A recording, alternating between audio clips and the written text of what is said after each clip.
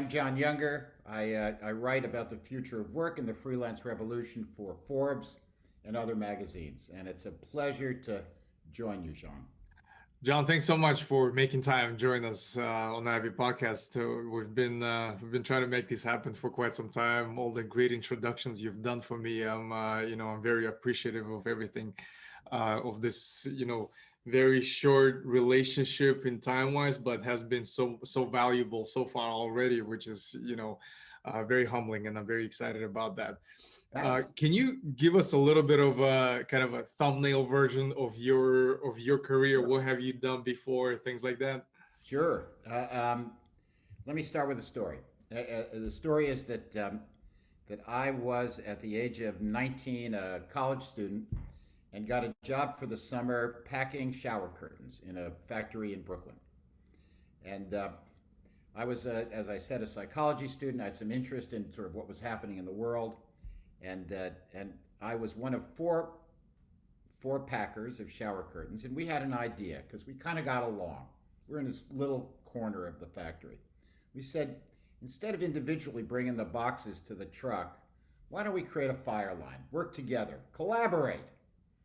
And just to give you a sense of the timing around that, this was in 1969, 1970. So it was an interesting time in the world. We started doing this fire line, and we did it for a couple of days, and we got a lot done, and we were having fun, and we were a hell of a lot more productive, John. And the assistant manager of the plant came by and he said, "What the hell are you guys doing?" Big mistake when the college student tries to introduce the problem, which is, I'm Jon Younger. You know me. I'm one of the four packers. We decided to get together and collaborate, and we really increased the productivity of our little team. And he said, "Well, that's very good, college boy. And the next time I want you to be more productive, I'll fucking well tell you." And at that moment, my career became very clear to me. and, and it had something to do with helping to create a better employment experience for people. Now, 5 years later, I found out that two of the guys that were on the line with me packing shower curtains died from overdoses. It's not because they were any less intelligent, but they didn't have the same opportunities as I had had. They didn't have the money to go to college. Simple as that. And that caused me to think long and hard about how to create an environment that would cause people to want to work at the place and that would treat them the way they deserved. And that led to a career in HR. It led to a career teaching at universities like the University of Michigan and the University of Calgary, the University of Toronto, and a couple of times at Yale. And it led me over time to think that there was a better way to make some of this stuff happen. And I just got very excited about what was happening in the freelance world. It was nascent quite some time ago, but you could start to see it build starting in 2007, 2008, when they were just job boards. But it was happening more and more and much more interesting. And there we are. Over the last 3.5 years, actually over the last 5 years, I thought that it would be a really great thing to write about the startups that were changing the way that work was done and organizations performed. And I was writing about it because nobody else was writing about it, and it seemed like a really cool thing to write about. And I, in a very particular way, Jean, I didn't want to write about the big guys. That I know Matt Barry at Freelancer.com, and I know Hayden at Upwork, and I know the folks at Fiverr, and they're all doing super well and very wealthy. But what about the startups? What about the people that are bootstrapping and trying to make something happen against all odds? And those are the people that I want to write about, because those are the folks that you could use that 15 minutes of fame. So Right. over the last 3.5 years, I've been writing 5 or 7 of these a month in Forbes and a bunch of others at HBR and other places, and trying very hard to give 15 minutes of fame to as many of these interesting startups as I possibly could. That's my story. Wow, that's super exciting. I love this story, and it's paying it forward at the end of the day, kind of just what you've mentioned, giving that few minutes of fame to the startups. Because as a founder operator myself, it's a 24/7 journey in terms of being able to find creative ways to whether to attract new customers or send get the message out there about something you're building. So it's exciting to have someone like you be able to provide that framework and support from that perspective.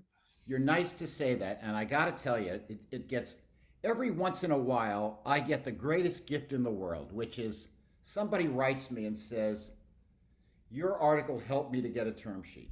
Now, for those in your audience that don't know what a term sheet means, what they're saying is somebody's willing to invest money in my company, and and man, how could you not just fall in love with those moments? Right. I helped to take two companies public. I'm a lucky guy. Uh, our, our consulting firm was taken public as part of a roll up to create, at the time, a company called Provide, which was the largest uh, publicly traded learning and development company, $600 million in revenue. So we were $600 million in market cap. So we were very proud of that. And we did it a second time through Net Value, which was one of the early eyeball readers, I guess you could call it that. It was a French company that was public in the new bourse, and then it was coming over to the States, and we are going to do a reverse. Uh, pub, I'm not even sure the right term, but we were gonna go public in the Nasdaq, and it was going to subsume the French company. Uh, so I know how a great high feels when you're printing the S1, as you know what I mean, eating great food pre-pandemic, and watching your company go on the lights for the first time. It was just fantastic. I Right. could help anybody to have that experience, to be able to put bread on the table for them and their family, and for other families. Wow, I mean, it's an honor to do that stuff. Right, right. Wow, that's super exciting. I'm sure that that experience alone is invaluable. You can, learn that in any school or anything is just by simply doing that and going through that experience. I think that's very exciting. I'm looking at my notes here. Sure. I spent last week, well, earlier this week, with an executive at Amazon. She's in charge of cloud, and she's recently, took over the, I guess, like an internal accelerator program at Amazon that Cool. focuses. One of the directions is on space exploration, which is, very Wow. interesting space. But we did spend some time talking about future of work, Yeah. which, to me, it's very exciting. A lot of things that are happening, and few things that she had pointed out which really stood out to me, kind of from these three category perspective. They, from the studies that they had done and all the analysis and research, comfort, connection, and contribution, that one of the biggest factors for contingent workers, for freelancers, or just anyone in general, the sense of belonging is going to be what's actually going to keep the workers in their projects, in their companies, in their, whatever the organizations that they're working in. So I thought that was very interesting, kind of as you go through kind of these three different layers, where you start out with the comfort, then you go to the connection with the people you work with, and then the overall contribution. Hmm. Share some of your thoughts on what are the different trends that you're very excited about when we talk about future of work. What are the different areas that you've been covering that you think are yet, untapped, Sure. but on the rise? I, and let me go back to uh, let me go back to what the Amazon people were talking about, because there's a nice connection. I want to share a bunch of stuff, and please Yeah, forgive me if I yeah. No, please run do. on. So the first thing is, there's some really interesting research that your other individual was referencing in a funny way, but it's really smart. She didn't know the research, then I'm even more impressed. So it was done by quite a long time ago by a guy named Ed Dietschy, who was a professor at the University of Rochester. And what he was looking at was meaningful work. What is it that creates a meaningful work experience for somebody? What causes them to feel good about what they're doing and be inclined to stay? And it turns out that there are three things. And please forgive me, I was trying to remember the three A's, because it's always better to remember a common first letter, but I couldn't remember. With acronyms, yeah. Yeah, so the three I'm are taking notes. exactly. The three are flexibility, agency, and affiliation. If I have these three, the first is I've got some flexibility or some control over my time, over where I work and how I work and when I work, that's good. Second is agency. I want to have some impact on what I do. I want to see the result of what I've done and see that it's made a contribution. And third, I want to feel like a part of something, which is very, very important. And her point about the affiliation is very good. If we now take those three, and apply them to freelancers, one of the questions is, why would a freelancer work effectively and want to continue to work with your company? That's an important question, Jon, because our theory of, well, they're on demand and they're really easy to get and I don't have any problem getting it. Whenever I need one, I just call one. It ain't so right now. Mm-hmm. It's very tough to get talent, whether that talent is contingent or permanent. It's just very hard. And what we know, Jon, is that increasingly the top freelancers have an awful lot of choice. There's a lot of people that want them to work for their company, and so they've got options. So what do you need to do if you want those folks to not only feel comfortable joining you, but want to stay with you, either contingent or not? And it turns out there are 6 factors from our research that are really important. Let me go through them because I think they'll be helpful to your audience. Yeah, please do. And maybe even your startup. I don't know. 100%. First. That's why I'm First, the executive team has to be clear about its approach to the flexible blended workforce, its approach to freelancers. If you treat them like they're not important, or we're sorry that they have to be here, or it's a shame and a stain upon the organization that we need them, who would want to work with you? So the first question is, what's your orientation to freelancers? What's your philosophy? And make sure that you've told your organization what that philosophy is so that they're not afraid that they're going to lose their jobs to freelancers in the future.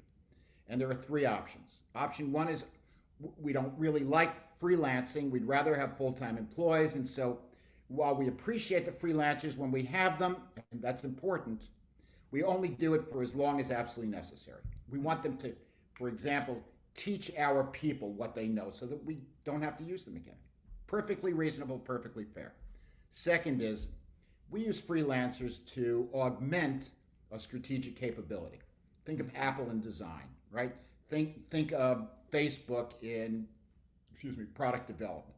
And what we know is that there are lots of organizations that say, we do want to use freelancers, we want to use them more, but we want to use them in very specific ways.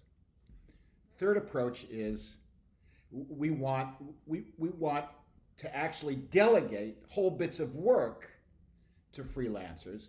We think more transformationally about the freelance workforce. We actually don't want as many full-time employees, we want more freelancers. Accenture talked many years ago about the idea that there could be a Fortune 500 company that was only full-time in the C-suite. And if you were to take a look at Apple right now or Google, 90% of Apple's workforce are not employees. That's a very interesting statement. So you've got those 3 options, and what you need to do, first step, is tell your employees how you're going to pursue the freelance revolution, what role you're going to expect from them and what role you're expecting from freelancers. Second step, because you're using freelancers in any way, shape, or form, you've got to treat them, you've got to make sure there's a performance management system that actually helps them. Freelancers are different than employees. Employees are kind of, I don't really want to be evaluated. It doesn't feel good, and I feel like a full-time part of this, so I'd like some feedback on what I'm doing well and not so well, but it's an uncomfortable feeling. Freelancers, on the other hand, need that feedback because that's how they get the next job. If they're not doing a great job for you, then you're not going to be a recommender and they're not going to do as well in the future. So they are motivated like hell to do great against the requirements of the job, which means you've got to be clear about those requirements. You got to be clear about the milestones. You got to be clear about the measures, and you've got to have a statement of work that's actually helpful to these folks. Third, managers don't always know how to manage freelancers. An awful lot of freelancers, excuse me, awful lot of freelancers are excuse me, an awful lot of freelancers are working for companies and working for managers that I'm going to take a 1 minute break. I'm sorry, I'm just getting all these things. Can you cut it for just 1 second and then I'll come back? Hold on 1 sec and I'll get my brain again. Third factor is not all managers know how to manage freelancers, and especially young project managers don't always know how to manage freelancers. They think of them as subordinates rather than volunteers who are stakeholders and peers rather than subordinates. You got to treat them like they're volunteers, not like they've been conscripted. And remember, you can't fire them in the same way. There's not that kind of impact relationship that you've got. So we've got to teach the managers in these organizations how to work well with freelancers, especially the young ones. Fourth, we've got to work with the teams. You talked about affiliation. The reality is when I'm freelancing with a group, I want to be treated as a member of that group on a temporary basis, but I want to be treated as somebody that's actually part of that group. And therefore, I want to be part of the information meetings to the extent that I can. I want to be part of trainings to the extent that I can. I want you to treat me as part of the team for the time that I am there. And whether I'm remote or not, I'm a member of the team. So don't forget about me just because I'm not visual, not visible, not on premises. Keep connected with me. Fifth, really important that we be clear about the kind of work that a freelancer ought to get and the kind of work that they shouldn't get. Sometimes relationships matter and they can't get the job done because they don't have those relationships. Sometimes you just can't provide them with all of the proprietary information they would need to do that job because you want to make sure some stuff remains confidential. So really give thought to the kind of work that a freelancer ought to be doing versus somebody that's part of your organization. Sixth, and finally, administratively treat them with respect. It's really important. And the best way you can treat them with respect is to pay them on time. It's a very simple thing. These guys, freelancers in general, are paid on a lumpy basis as different parts of a project are completed and as invoices are sent in. If I can give you one example of this, I did a piece of work a long time ago for Dow. Dow announced that because of financial considerations following, I think, the acquisition of a company, I think DuPont or something. Sorry, not DuPont, but another one. They said, we're going to pay you net after 90 days. Once you send the invoice, once the invoice is accepted, it's 90 days for payment, which means you'd be paid in 120 days, which means I'm lending the company money for 4 months. That's crazy. That's not treating me with respect.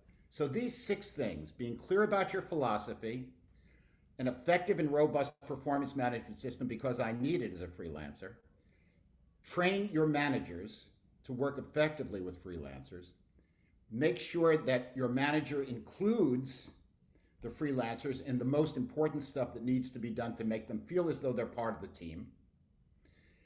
Make sure that you're giving them the right work for freelancers to do versus full-time employees, and then finally treat them with respect and fairness in terms of pay and other administrative stuff. And they'll love you forever. Right. If you don't do that stuff, you are dismissing the value that they need you to create for them in order to create value for you. So. Right. No, I mean, I love I love how you compartmentalize kind of that approach to the overall building the entire culture that embraces the kind of the contingent worker freelancer community. I think that's very interesting, in terms of starting with the actual definition of philosophy at the executive level. And Gotta. absolutely, because I've seen, I've been a contractor, for a good portion of my professional career, and it's always interesting dynamics that you observe at every company at every level, in terms of how their just organization treats and approaches the overall consultancy aspect. I think Yes. from that perspective, when we talk about the you know talent acquisition, or more specifically around interviewing, especially when around freelancers and consultants, and Yeah. just overall interviewing is very difficult. I'm yet to Yes. see anyone succeed in that space. It's people think they're good at that, they're not. It's a combination of art and science. It's very hard. Yeah. But I love hearing different perspectives on how people approach the overall just the interview concept, especially when we talk about something nichey as the freelance and the gig workers. When you interview for them, share with us some of your best practices that you had seen for companies that maybe do a better job at interviewing versus the other. What are some of the pitfalls to avoid? Because it's an interesting element, and in terms of just the overall framework that I love is that at least we subscribe to it for my projects that we hire. At the end of the day, is evaluating for strength that's missing on our team, and is that particular candidate a bar raiser, or is that a wow? Like if they join the team, did we level up, or did we just stay Yeah. stay the same? Yeah. Share some thoughts there. Sure. I think there are a couple, three things that I'd say I've seen fairly regularly. One is making really sure when you're hiring freelancers, um, making sure that you're focusing on the right attributes. So one of the things that we know, sort of from business generally, is people are hired for their technical skills and fired for their professional skills, or lack of professional skills, or interpersonal skills. Guy's really good, but really annoying. Lady is excellent, but never communicates, and therefore we can't work together. So one of the messages I think is be really clear about the soft skills that actually matter when you're hiring contingent or freelance people, because it's not always the same as the the soft skills that you're going to expect of a long-term committed employee. Very important distinction there, because if I'm working with you for 2 weeks to create, uh, let's say we're putting together a, a forensic analysis of what we think we need to make over the next 2 to 3 years to break even. So we're working with a CFA. The person is taking a look at what we cost, our net ability to generate business, what's going to be the gap that we face. Think about what set of skills you need for that person. You absolutely need good forensic accounting skills. I mean, that's really important. You need good financial skills. You need good communication skills. Do you need collaboration skills? No, not much. You're working remotely. You may be working in Bucharest, but sending the material to Chicago, etc. So one thing is to just be really smart about the fact that this is not a mini employee. This is a freelancer, and you want to use the criteria that are important for that freelancer to do that job. Second thing is recognizing that you don't. This is a funny. You don't own the person. There's a funny kind of a logic when you hire an employee, which is you sort of have an ownership relationship, and you can expect and demand certain things beyond the minimum, like, we're going to work in the weekends, or this or that. Well, you're going to need to find out when you talk to the freelancer what's going on with that. Do not be surprised by the fact that the freelancer says, no, I don't work weekends. I work Monday through Friday. I'd be delighted to work with you on this project, but if what you're requiring is several phone calls on a repeatable basis over each weekend, that's not me. So you want to give the person a chance to really have a meaningful conversation about the contingent requirements for that individual to do their best work. The third thing I would say in an interview situation is it's got to be two-way. So many of our interviews we say they're two-way, but they're all one-way, right? We said, do you have any questions for us? But you don't really expect any questions from them. So one of the things that I'd suggest is take the risk of saying to that individual, here's the kinds of concerns that people have had before in working with us. Will any of these be an issue for you? In other words, name it and claim it so that people can work with it, as opposed to finding out 2 to 3 weeks later after they're on the job that there's something that's going to really create a problem. We know an awful lot of freelancers that end up leaving freelance gigs because it turns out to be a different gig than they expected or that was advertised when the conversations were first held. I'll tell you one other story, and there's a fourth point here, and that is one of the cockamamie theories, excuse me for saying it quite like that, but one of the cockamamie theories in freelancing is if I know your strengths based on a MBTI or a different survey of different kinds, I'll know how to put a team together. Well, not necessarily. we may all have an interest in collaboration, but there are other things that are going to be important. You really want to be thoughtful about putting together a group of people that haven't worked with each other before you jump right into it. And I'll tell you one quick story. I was invited a long time ago to a job at Mobil Oil where they were trying to change the lubricants business. And it was an interesting project. And when I got there, I was surprised to see other people. And the head of the lubricants business, multi-billion-dollar business, said, well, we have this idea that we'd bring together the 3 consultants that we've worked with best and liked the most. You're one, and there are another 2 over here. And we thought we'd get all you guys together, and it would be a fabulous team. At the end of the day, I quit. and I quit because it was not a fabulous team, because everybody was kind of trying to get the inside track for this client. Everybody was trying to get, the lead kinds of roles. Well, it was just a mess. And by the way, I've seen it more than once. So when we're interviewing and when we're putting together a group of people, we need to be a lot more thoughtful than just saying these are the 3 people I like, or gee, all of you seem like you're strong in collaboration. You really got to think it through, or it's not going to be successful. I hope those 4 are kind of useful insights. Oh, absolutely. I love that. And I love the story context behind that. And I think you're absolutely right. One point that really stood out in terms of creating that two-way street in terms of the interviews. You're absolutely right. For the hiring manager, it is, very rarely that you see a genuine interest for a candidate to ask the questions, which is unfortunate, because it's really an opportunity to get the kind of the insider look into what the person is curious about, or are they really interested in understanding you as a leader, or try to get a glimpse into your culture to see if there's a potential fit, or are they just desperate to get a job no matter where, whatever the case may be.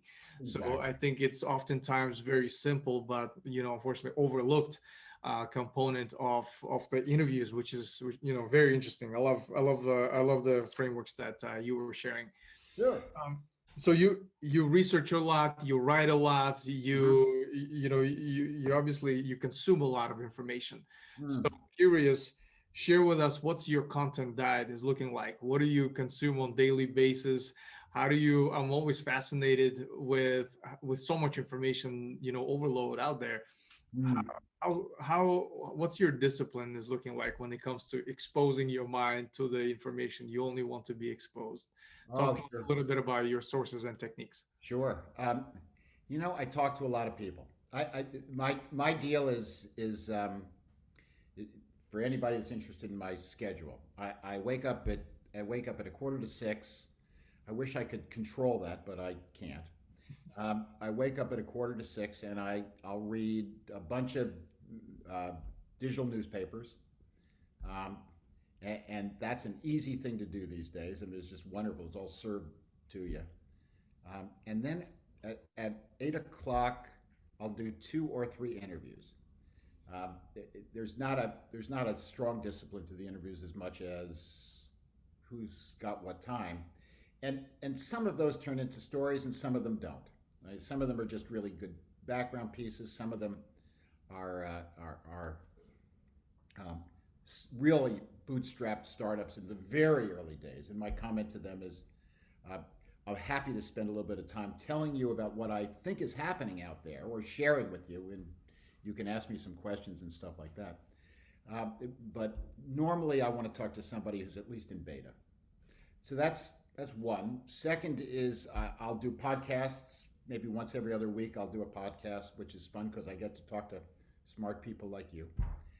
Third is that I I'm on 6 advisory boards, and I'm very excited about that. So I'll tell you about them because they're kind of fun. So one is MASH. MASH is a creatives platform that's in Melbourne, Australia, but they're working around the world.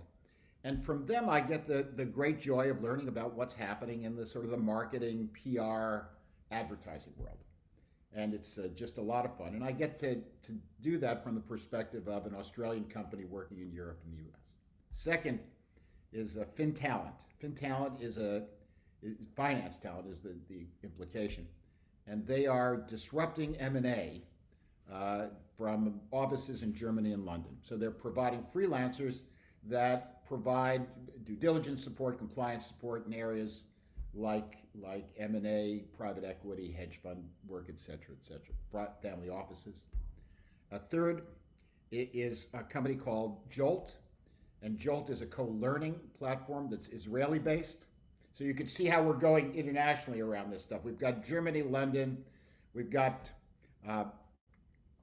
Australia. We've got Israel. I'm about to tell you about the U.S., where I'm sitting on an advisory board with ACEUP, ACEUP, which is a executive coaching platform. Next is Contra, which is a very fast-growing and very successful freelance platform. It's doing really well, and those guys are wonderful serial entrepreneurs that have done some really cool stuff. And for another time, I'd love to suggest that you get Ben and Zoe on your show, and then I get a chance to talk to 2 or 3 new platforms or thought leaders or interesting people, kind of most days. So I've got a lot of crap in my head. Sometimes I'm able to take it out. Sometimes I'm even able to do something with it. But it's a pleasure, and people seem to be interested in telling me what they're doing. On top of that, we've just finished, together with the University of Toronto, my dear friend Professor Gerald Kupchik and I have just completed a survey of the freelancers' experience, so what they've experienced, positive, negative, and everything in between. That brought together 75 platforms. We've created a consortium, if I would call it that, of 75 platforms from around the world, all of which were participating in this survey. And we're just starting to look at the data. We just closed it at the end of this week, after a couple of 3 months. And we're just so excited. Please invite me back in September when we know what the heck it says. But I guess I'll just tell you one little thing, which I thought was fantastic. I know it's trivial in some respects, but 20% of our population was over 50. That's amazing. I mean, you sort of think about freelancers and your implication. The way you tend to think about them is they're kind of Gen Zs, maybe millennials, the lower end, but they're kind of techies, and they're doing interesting stuff, and they're young and they're foolish and they're having a lot of fun and all that stuff. Well, that's a very different world. A lot of these guys have been freelancing for 20 years. A lot of them lost their job and they're freelancing part-time in order to get another job. But it's a much more varied population. And because it's much more varied, it's much more interesting. So looking forward to sharing some of that stuff with you as well. Yeah, Last yeah, yeah. point, last point, one more. Yeah, yeah. Tell me. We're just in the middle of another project, which is trying to understand the financial services needs of freelancers. And so we're interviewing 25 platform leaders, and we're going to see what they think are some of the areas that are missing in terms of services to freelancers. We know that as a marketplace, you got to be careful, but there are still ways to make that stuff available without crossing the Rubicon. Oh, I love that. You know, and all the different examples. I think it's very interesting, especially utilize. You know, you mentioned you talk to a lot of people, which Yeah, it's it could be, definitely seems like a very, unique source for a lot of information, because it's with so much information overload. It's a very interesting approach to that. Last but not least, in terms of books, what are you currently reading, and what is one book that you always recommend to others, and why is that? oh boy. Wow. Somebody asked me that recently. And there's I wish I remembered the name of the platform, but there's a sort of a new platform, and they were asking some people that they considered interesting what they were reading, and they asked me, what I thought, and you know, it, I I I I think. Let me do this, if I may, because I'm not going to answer that as well as I'd like to right now. If I were to send you a list of my 5 favorite books, would you share that with your listeners? Oh yeah, we do that all the time. Absolutely, Cool. we include that actually with the show notes when the edited version comes out. That way, I realize at times it's a on the spot type of question. Mm-hmm. So Mm-hmm. absolutely, totally great idea. We'll include the links for those books. So definitely. Exactly. Exactly. I think that would be great because rather than sort of off the cuff, I'd rather be thoughtful about it. I will tell you one that I think is great. Um, I think my former partner Dave Ulrich wrote a book many years ago called HR Champions. The background on this is Dave is a professor at the University of Michigan, and he's been working really since the 1980s. I think 1986 was the first time that every 3 to 5 years he'll do a survey of the HR community. And through that survey and through factor analysis, they'll begin to identify what skills are increasingly important for those guys. And he did one in, I think it was 1995. And what he came up with was a fabulous model of HR, that HR at that time needed to be thought of in terms of a triangle of, uh, on the one hand, administrative stuff, right? I mean, all that stuff that HR does and making sure that the day to day happens. Second is he had the idea of HR business partners. It was the first time that was talked about. And the notion was HR people who were located on site and could build relationships and provide ongoing help. And then he also recognized that more and more technology was making it possible for areas of specialty to scale and to be leveraged. So you didn't need a trainer in every location, but you needed a training group that was set up to provide training wherever it was needed. And so those three, specialized services, HR business partners, and administrative excellence, were sort of the triangle that he identified. HR had not had a way to think about its pieces until then. And subsequent to that, we've actually added another piece to that model, which is the idea of a project office, because so much more in HR is a project office, and so much more is technology, particularly around analytics and automating dumb systems. So we're seeing some change to that, but Dave, in his book HR Champions, did a wonderful job of really getting us started in thinking about HR as a science and as a business, not just as a support function, kind of a flabby support function. That's super cool. I love that. And we'll include that with the list that you're going to share with Excellent. us. John, I can't thank you enough for a very short and insightful conversation. Personally learned quite a bit. I was taking quite a few notes, Uh-oh. so I definitely appreciated that. What I love doing with all the guests on the show is do a kind of a follow-up recording in about a year to Sure. because revisit the conversation from a year ago, see how much have changed, transpired, and if everything that we've talked about still actually makes sense. So I'm definitely looking forward to that. I'm an old guy, so just make sure you know I'm still around. Yeah, John, I really appreciate your time today. Thank you so much, John. A pleasure.